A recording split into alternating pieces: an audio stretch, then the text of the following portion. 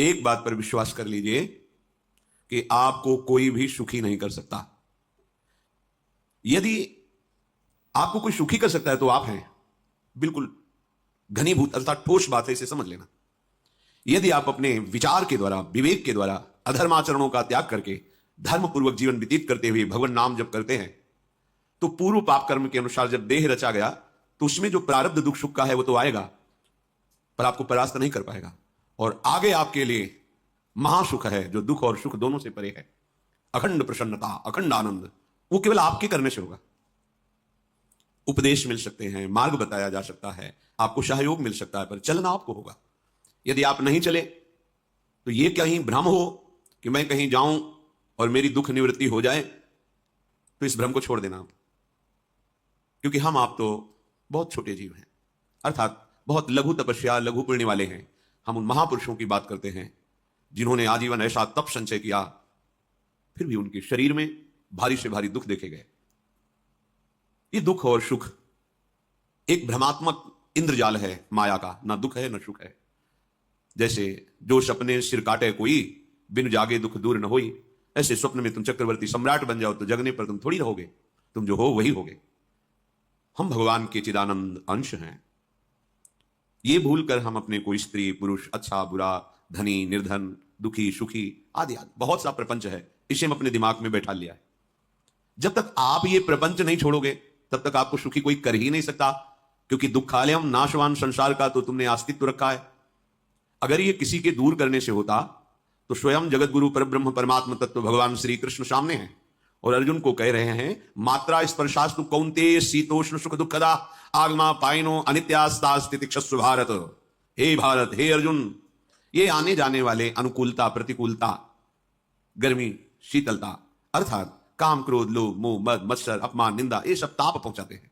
अनुकूलता सम्मान यश कीर्ति धन वैभव मानी हुई मान्यता, ये सब शीतलता पहुंचाते हैं। ये उष्णता और शीतलता, अनुकूलता और प्रतिकूलता आने जाने वाले हैं। भगवान ये नहीं कह रहे मैं मिटा दूंगा, कह रहे तास तितिक्षस्व भारत। हे अर्जुन, ये तुम्हें सहना होगा। यदि तुम इसे सह गए तो तुम्हारे हृदय में ऐसी स्थिति प्रकट हो जाएगी कि फिर ये स्पर्श भी नहीं कर पाएंगे।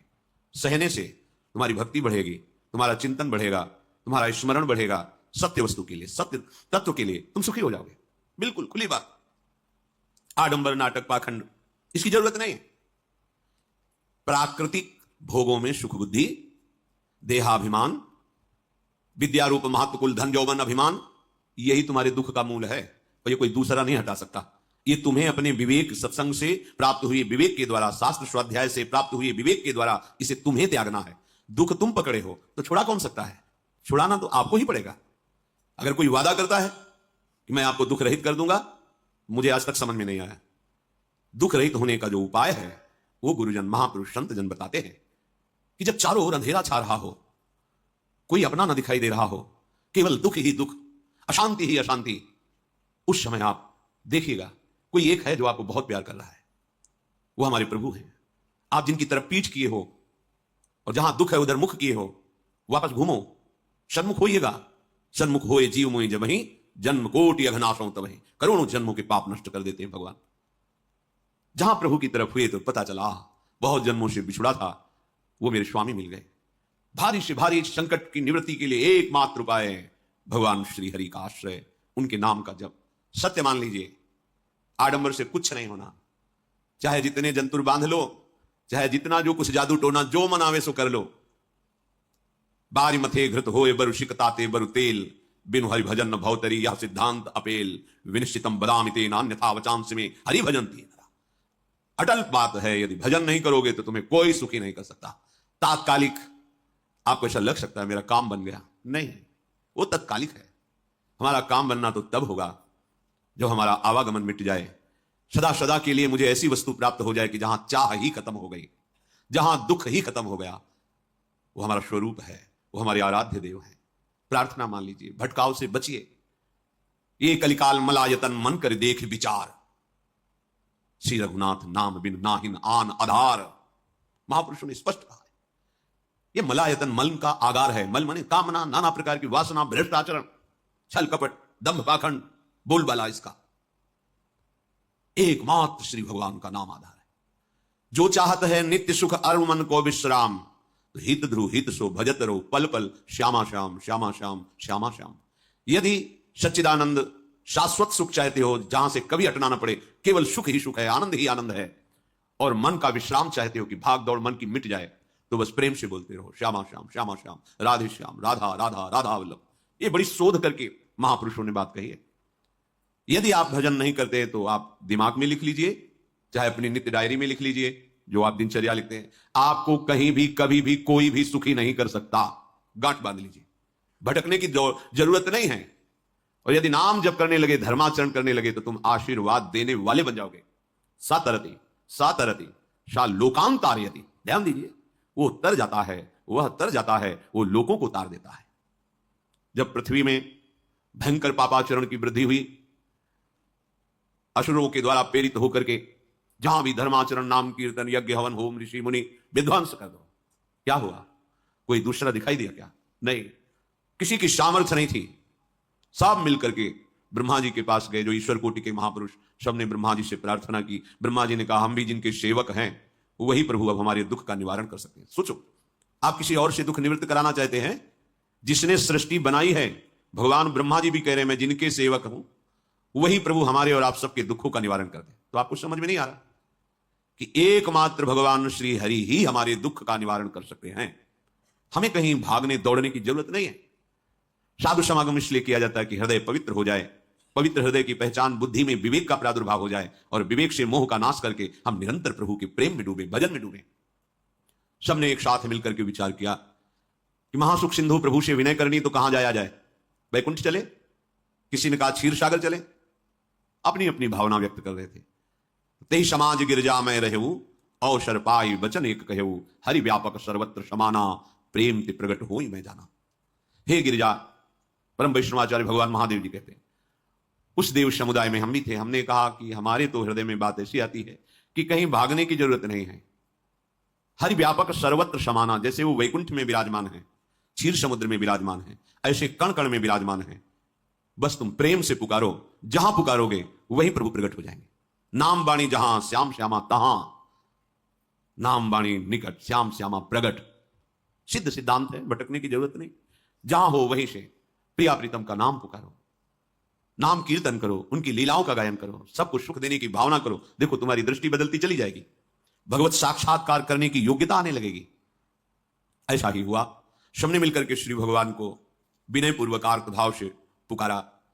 आकाशवाणी हुई, निर्भय हो जाओ, निश्चिंत हो जाओ, मैं स्वयं अपने अंशों के सहित अवतार लेकर इस भूमि का भार हरण करूंगा।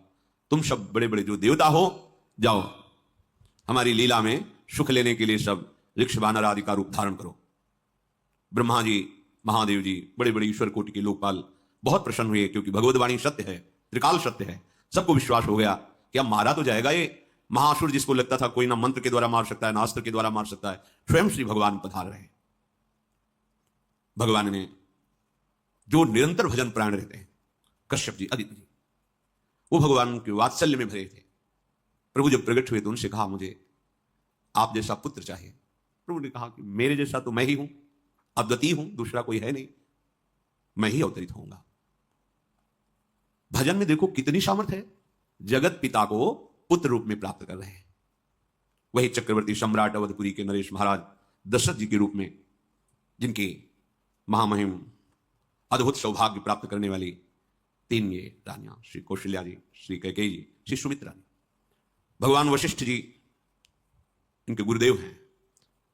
प्रायः बड़े बड़े महान जो राज्यपालक रहे, उनके ऊपर, राजा के ऊपर महाराजा विराजमान रहे। ऊपर से स्वर्गलोक आदि लोकों से भी यह शिक्षा मिली है। देवराजेंद्र तो भगवान बृहस्पति, दैत्यराज बलि तो भगवान शुक्राचार्य, जनक जी तो सदानंद जी महाराज, दशरथ जी तो वशिष्ठ जी महाराज। ऐसा था, क्योंकि जहां हमारा विवेक काम नहीं करता, वहां ये ब्रह्मबोध संपन्न महापुरुष तत्काल हमको संभालते हैं। महाराज दशरथ जी के हृदय में प्रबल लालसा हुई कि अब अवस्था व्यतीत होती जा रही है, पर जो गृहस्थ धर्म का परम लाभ है वो तो हुआ ही नहीं। वशिष्ठ जी के चरणों में प्रणाम करके कहा, भगवान एक ही बात की असंतुष्टता है, हमारे कोई पुत्र नहीं है। वशिष्ठ जी ध्यानस्थ हुए, ध्यान में देखा और उनका, तुम्हारा जैसा सौभाग्य अन्य का किसी का नहीं हो सकता। तुम्हारे यहां स्वयं सच्चिदानंद भगवान श्री हरि अपने अंशों के साथ अवतरित हो रहे। श्रृंगी ऋषि को बुलाया गया, पुत्रष्टि यज्ञ करी, उसमें साक्षात भगवान अग्निदेव प्रकट होकर के खीर दिया और कहा अपनी रानियों को पवा दीजिए। वशिष्ठ जी की आज्ञा के अनुसार उस खीर को 2 भाग में किया।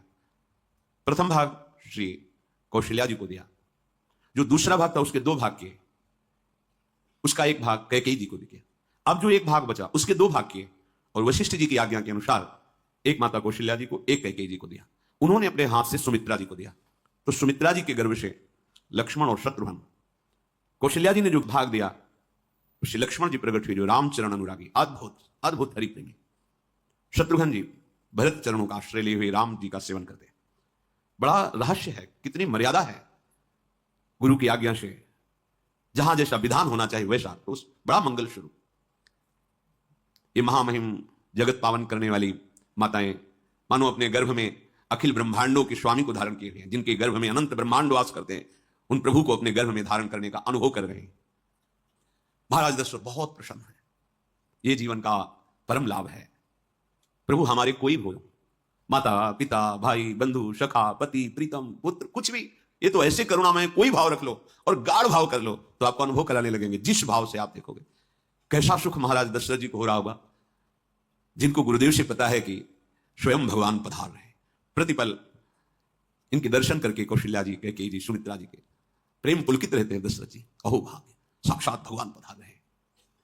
समय व्यतीत हुआ, जोग लगन गृह बार तिथि सकल भये अनुकूल, चर अरु अचर हर्ष जुत राम जन्म सुख मूल। ठीक योग लगन ग्रह वार तिथि सब अनुकूल हो गई। कब? जिसके हृदय में प्रभु का प्रकाश हो जाता है। जो प्रभु के भजन में रहता है तो योग लगन ग्रह वार तिथि नक्षत्र सब अनुकूल हो जाते हैं। जो पे कृष्ण चरण मन अर्पित तो करिए का नवग्रह रंग। 7 ग्रह नक्षत्र वार तिथि, ये जितने भी विघ्न कारक या शुभ कारक है, ये सब शासन में रहते हैं जिसके हृदय में भगवान नाम चल। जिते विनायक शुभ अशुभ ये विघ्न करे नहीं कोई, क्योंकि भगवान का नाम चल रहा है, हृदय में भगवान प्रकाशित हो गए हैं, परमानंद अनुभव होता है। ऐसे भगवान जगत में प्रकट हो रहे हैं। ये तो कभी कभी अवतार होता है, पर यह अवतार होता ही रहता है। भगत के हृदय रूपी महल में अवतार होता रहता है। जो निरंतर भगवत चिंतन परायण अपने अहम को भगवान के चरणों में समर्पित किया तो भय प्रकट कृपाला, यही हृदय में प्रकाशित हो जाते हैं। हृदय में ही दिव्य वृंदावन प्रिया प्रीतम दिव्य लीला।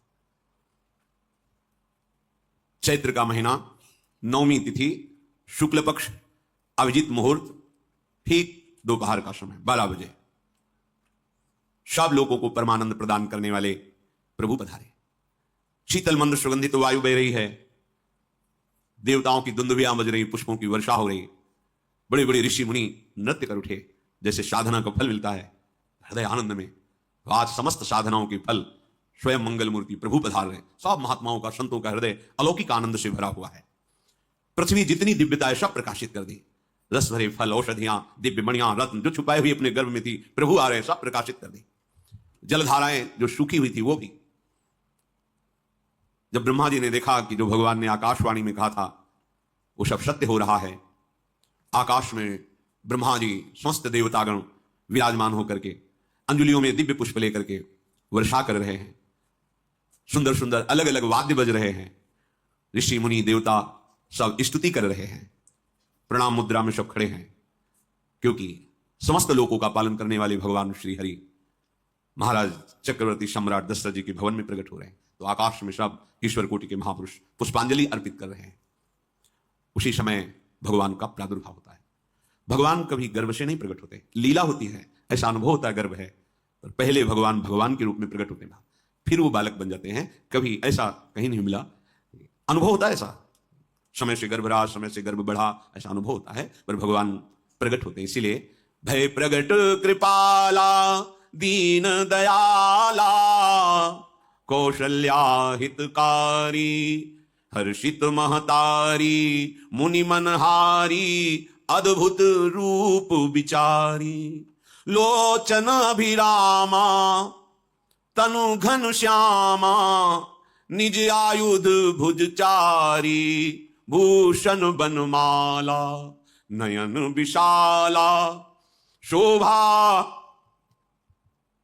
सिंधु खरारी कह दुई कर जोरी अस्तुति तोरी केहि विधि करो अनंता माया गुण ज्ञाना तीत अमाना वेद पुराण भनंता करुणा सुख सागर सब गुण आगर जेहि गावहि श्रुति संता सो मम हित लागी जन अनुरागी भयउ प्रगट श्रीकंता ब्रह्मांड निकाया निर्मित माया रोम रोम प्रतिवेद कहे मम उर्षो बाशी यह उपहासी सुनत धीर मति थिर न रहे उपजा जब ज्ञाना प्रभु मुस्काना चरित बहुत विधि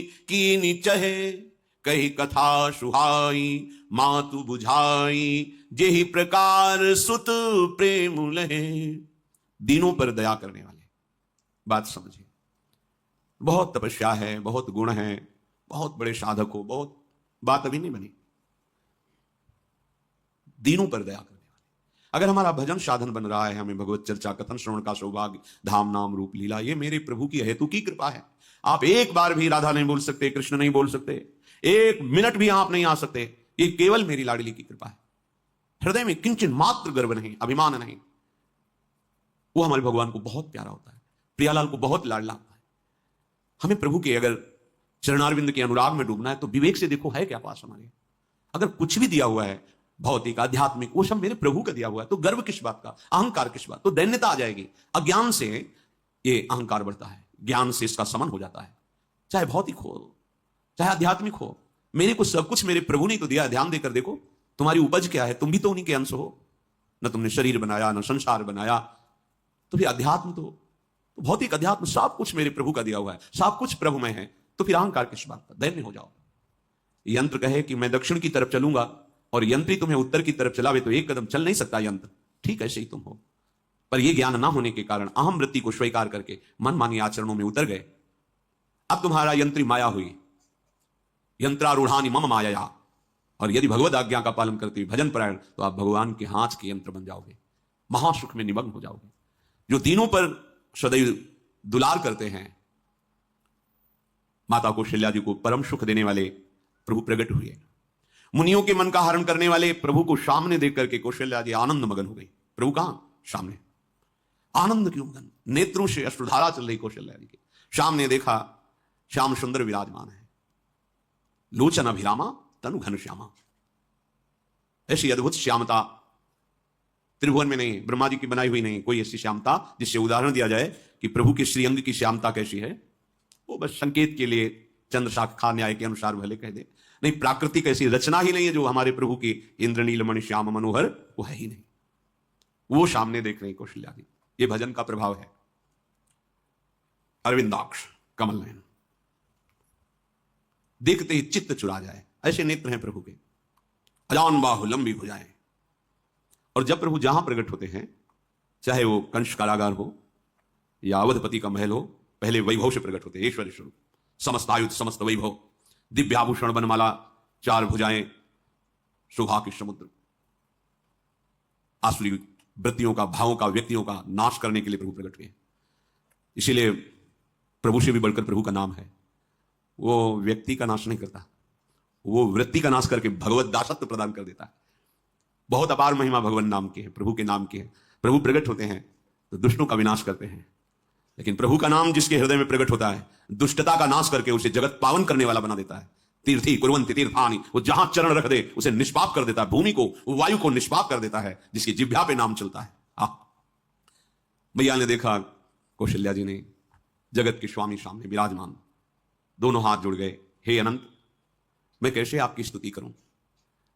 वेद पुराण सब स्तुति करते हुए हार गए, नेति नेति कहकर आपका पार नहीं पाए। माया से, गुणों से, ज्ञान से भी आप परे हैं, असीम हैं, अनंत हैं। श्रुतियां, संतजन सदैव आपका यश गान करते रहते। हे दया के समुद्र, हे सब सुखों के धाम, गुणों के धाम, भक्तजन सदैव आपका गान करते रहते हैं। आज वही प्रभु मेरे सामने प्रकट है। हे श्रीपति, आप मुझे सुख प्रदान करने के लिए मेरे नेत्र गोचर हुए।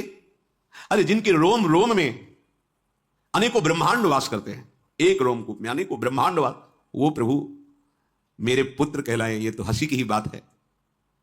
मेरी बुद्धि विचलित हो रही। कहां आप असीम महिमा आनंद विराट, आप मेरे पुत्र। जब ऐसा वर्णन कर रहे तो प्रभु मुस्कुराए। बहुत प्रकार से मैं आपको सुख देना चाहता हूं, इसलिए पहले मैं इस रूप में आया हूं कि आपने जो भजन करके मांगा था कि मेरे जैसा पुत्र हो, तो देखो मैं ही स्वयं, मेरे जैसा और कोई है ही नहीं, मैं ही स्वयं आया हूं। तुम्हें याद है? याद, स्मृति आई। हाँ प्रभु। फिर प्रभु अब इस रूप में नहीं। माता पुनि बोली सोमति डोली, तजहु तात ये रूपा, की जैसी सुलीला अति प्रियशीला, यह सुख परम अनूपा। हाँ हाँ प्रभु याद आ गया। ओहो अहो भाग्य, अहो भाग्य। तो फिर प्रभु ये रूप छोड़ो और जो सुख देने के लिए आप पधारे हो वो रूप धारण करो। प्रभु जब आप हमारे पुत्र बनने के लिए आए हो तो फिर शिष्य रूप धारण करो। जो ही माता कौशल्या जी ने ऐसे वचन उचारे तो सुनी बचन सुजाना, रोदन ठाना, होई बालक सुरभूपा, यह चरित जिगावहीं, हरि पद पावहीं, तेन परहीं भवकूपा। इतना सुनते ही सुजान भगवान श्री हरि नवजात शिशु होकर के रोने लगे। जो इस पावन चरित्र का गान या श्रवण करता है वो कभी दोबारा इस संसार में जन्म नहीं लेता है। भगवान के कैसे महामहिम चरित्र। देखो अभी भगवान प्रकट हो रहे हैं और उसका फल बता रहे कि जो भगवान की इस पावन लीला का गायन या श्रवण करेगा, दूसरे साधन बने ना बने, निश्चित वो भगवत प्राप्त हो जाएगा। इसका फल ही है ये चरित जिगावहीं, हरि पद पावहीं, तेन परहीं भवकूपा। ब्रह्म ऋषियों के लिए, गौ देवता, संत भक्तों के लिए स्वयं भगवान लीला सुख प्रदान करने के लिए अवतरित हुए हैं। सतोगुण रजोगुण तमोगुण से अतीत भगवान का चिदानंदमय देह है। मनुष्य रूप में ही प्रकट हो रहे हैं, पर ये मायाकृत नहीं, ब्रह्मा की सृष्टि का नहीं है। चिदानंद सच्चिदानंद रूपाय, ऐसे ही चिदानंदमय देह तुम्हारी विगत विकार जान अधिकारी। निज इच्छा निर्मित तनु है, कर्म बंधन से नहीं, प्रकृति के अधीन नहीं, प्रकृति को अधीन करके स्वयं की इच्छा से आत्मस्वरूप सच्चिदानंद भगवान का विग्रह है। अब शिशु का रोदन सुन करके जैसे समुद्र में ज्वार भाटा जाता है, ऐसे महाराज दशरथ जी के भवन में सुख सिंधु की बाढ़ आ गई। महारानी कौशल्या जी ने शिशु का जन्म किया। ऐसा जन्म हुआ है जन्म मरण मिटाने वाला। आप सोचते होंगे कि ये प्रिया प्रीतम के अनुरागी हम आपको सच्ची कहते हैं, हम इनकी बात कर रहे हैं ना तो दिमाग में रील कुछ और ही चलती है। हमें आनंद की उमगन मेरे प्रभु है। कल जब इस प्रसंग का गायन करना है तो थोड़ा चिंतन कर रहे थे, तो जब जनकपुर की सीमा में भगवान विश्वामित्र जी के साथ पधारते आगे प्रसंग आएगा, और जानकी जी जब पुष्प वाटिका में प्रभु की जब दृष्टि पड़ती है और दोनों दृष्टि मिलती है, तो उस समय दिखाई दे रहा था इतना भी अंतर नहीं था, इतना भी अंतर नहीं था। तो ये बता रहे प्रिया प्रीतम, इतना भी अंतर है। उनके जब नेत्रों में केवल देख रहे थे तो वही नेत्र थे, रूप और स्थान अलग था, लेकिन नेत्रों में वही था जो देखते, जो यहां देखते वही वहां दिखाई दे रहा था। दोनों नेत्रों में पहचान हो जाती, जैसे अपना पति है ना, और वो किसी सुंदर नाटक में वो किसी दूसरे के पति बनकर के स्वांग कर रहा हो तो उसको जलन थोड़ी होती है, उसको लगता है कि मेरा प्रीतम कितना अभिनय में प्रवीण है। ओहो मेरा प्रीतम, मेरा प्रीतम। वो आनंदित होती उसे देख के, मेरा प्रीतम अभिनय में कितना प्रवीण है। उपासक अपनी ही धारा में रहे।